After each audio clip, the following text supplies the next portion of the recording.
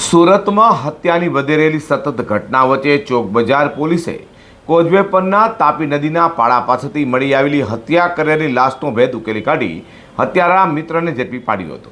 તો પાકીટ ચોરી મામલે ઝઘડો થતાં હત્યા કરી હોવાનું પોલીસ તપાસમાં સામે આવ્યું છે. સુરતના ચોક બજાર પોલીસ મથકની હદમાં કોઝવે ગેટ પાસે નોર્થ ઝોન આરોગ્ય વિભાગ ઓફિસ પાછળ તાપી નદીના પાળા પરથી એક અજાણ્યા પુરુષની લાશ મળી આવી હતી. જે અંગે ચોક બજાર પુરુષને જાણ થતાં પોલીસે ઘટનાસ્થળે દોડી જઈ લાશનો કબજો લઈ તપાસ હાથ ધરી હતી.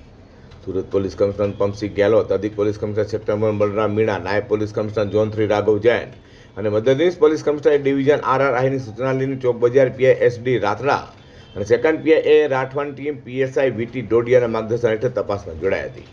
અનામ પોલીસ કોન્સ્ટેબલ જિગ્નેશ કુમાર, જયસંગભાઈ તથા અનામ પોલીસ કોન્સ્ટેબલ કલ્પેશભાઈ રામભાઈએ CCTV ફૂટેજ ચેક કરતા મૃતક સાથે અન્ય બે ઇસમો ચાલતા કોઝવે તરફ જતા કેમેરામાં કેદ થતા તેઓને લાવી પૂછપરછ કરી હતી.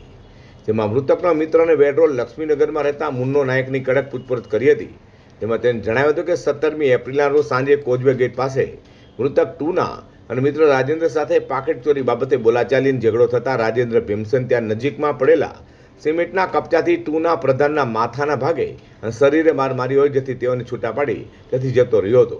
જેથી બનાવ લઈને ચોક બજાર પોલીસે ત્વરિત તપાસ હાથ ધરી હત્યારા રાજેન્દ્ર પર રાજુ ભીમસન જેને ઝડપી પાડી સળિયા પાસે ધકેલી દીધો છે.